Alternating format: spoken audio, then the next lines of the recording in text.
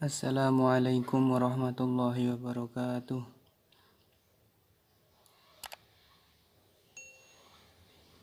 Marilah kita mulai pembelajaran kali ini dengan berdoa terlebih dahulu, membaca suratul Fatihah. Al-Fatihah.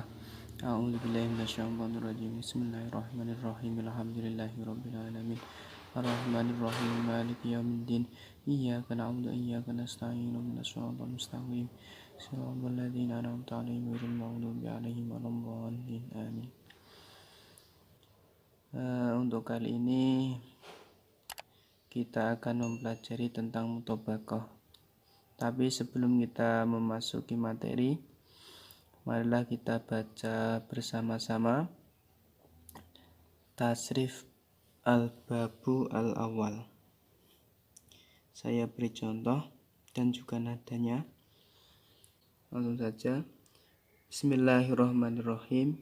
Fa'ala yafulu fa'lan wa mafa'lan fahuwa fa'ilun wa dzaka maf'ulun uful la taful maf'alun mif'alun maf'alun maf'alun mif'alun nasoro yang suruh nasron wa mangsoron fahuwa nasirun wa dzaka mangsurun unsur la tangsur mangsorun mingsorun mangsorun mangsorun mingsorun madda yamuddu maddan wa mamatan fahuwa maddun wa dzaka mamdudun mudda tamudda mamatun mimatun mamatun mamatun mimatun sona yasunu saunan wa masonan fahuwa soinun wa dzaka masunun sun la tasun masonun miswanun masonun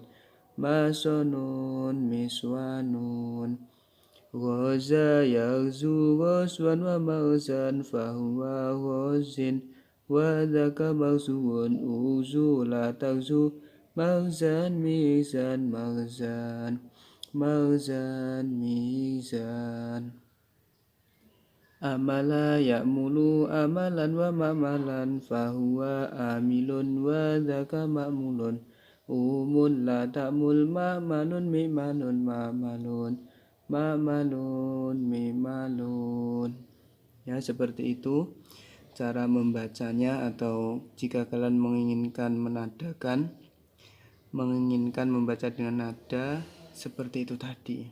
Nah, setelah kalian membaca tasrifan ini pada bab awal, diharapkan dan dianjurkan untuk menghafalkannya. Boleh menghafalkan pakai lagu atau pakai nada seperti tadi, ataupun tidak dinadakan, atau bisa langsung fa'ala yaf'ulu fa'lan wa maf'alan fahuwa fa'ilun wa dzaka maf'ulun uf'ul la taf'ul maf'alun maf'alun mif'alun.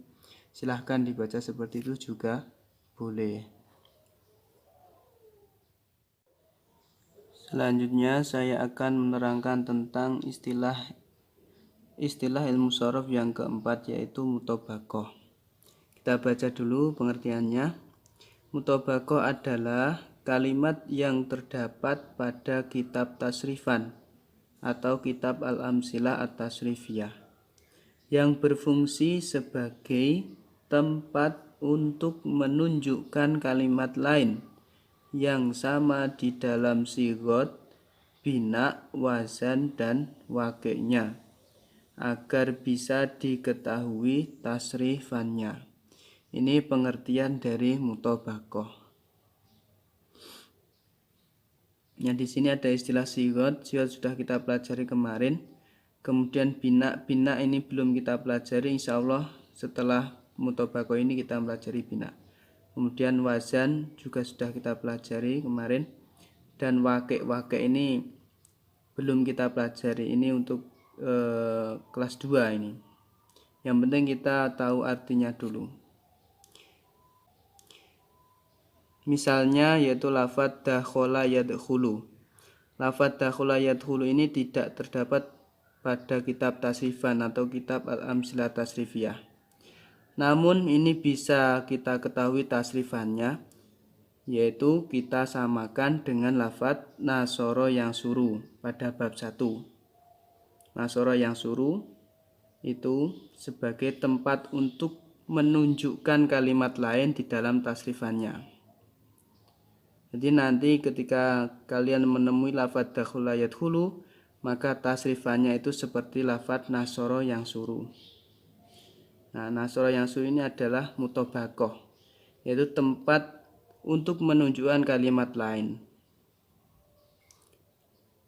Ya, perhatikan tabel berikut. Tabel ini berisi kalimat sigot, bina, wazan, dan waqi'. Kalimatnya adalah dakhala, itu disamakan dengan nasoro. Nah, sama di dalam apanya? Sigotnya juga sama. Dakhala ataupun nasoro itu sigotnya fi'il madhi. Bina dari keduanya yaitu bina sohih. Bina sohih itu adalah bina yang salah satu hurufnya ini tidak berupa huruf ilat, bukan berupa huruf wawu, alif ataupun ya, dan huruf kedua ketiganya tidak sejenis, kemudian tidak terdapat hamzah, maka binanya itu sohih. Nah, kemudian wazan dari dakhala ataupun nasoro yaitu fa'ala yafulu ila akhirih. Kemudian waqi' itu kenyataan dari kalimat ini itu digunakan untuk mufrad dan mudzakkar. Mufrad itu digunakan untuk satu orang, mudzakkar laki-laki. Untuk lebih jelasnya tentang mutobakoh, marilah dibuka kitab Al-Amsilah Tasrifiyahnya atau kitab tasrifannya. Di sini saya akan menunjukkan mutobakoh itu yang mana. Sesuai dengan pengertian tadi, bahwasanya mutobakoh adalah kalimat yang terdapat pada kitab tasrifan atau kitab Al-Amsilah Tasrifiyah. Fungsinya adalah sebagai tempat untuk menunjukkan kalimat lain yang sama di dalam sigot, bina, wazan, dan waqi'-nya agar bisa diketahui tasrifannya. Nah, langsung saja di sini pada al-bab awal ini, mutobakoh itu adalah lafadz yang berada di bawahnya wazan. Mulai dari nasoro yang suruh sampai akhir, kemudian madda yamuddu sampai akhir, sona yasunu sampai akhir, kemudian guza yaksu sampai akhir, amala ya'mulu sampai akhir. Lah ini dinamakan mutobakoh, yaitu lafadz sebagai tempat untuk menunjukkan kalimat lain agar bisa diketahui tasrifannya. Ini mutobakoh. Nah, kemarin kita sudah pelajari bahwa lafadz di bawah wazan ini dinamakan mauzun. Memang benar. Jadi lafadz di bawah wazan itu dinamakan mauzun, yaitu lafadz yang ditimbang. Jadi untuk perbedaan dari mauzun dan mutobakoh itu hampir sama sebenarnya. Perbedaannya kalau mauzun itu tidak hanya di kitab tasrifan saja, tapi di luar kitab tasrifan juga ada. Intinya lafadz yang ditimbang untuk diketahui huruf aslinya dan juga disamakan dengan wazannya itu dinamakan mauzun. Entah nanti berada di tasrifan ini ataupun lafadz yang berada di luar tasrifan. Nah, sedangkan mutobakoh itu kalimat atau lafadz yang berada di kitab Al-Amsilah Tasrifiyah. Jadi mulai nasoro sampai amala ini dinamakan mutobakoh.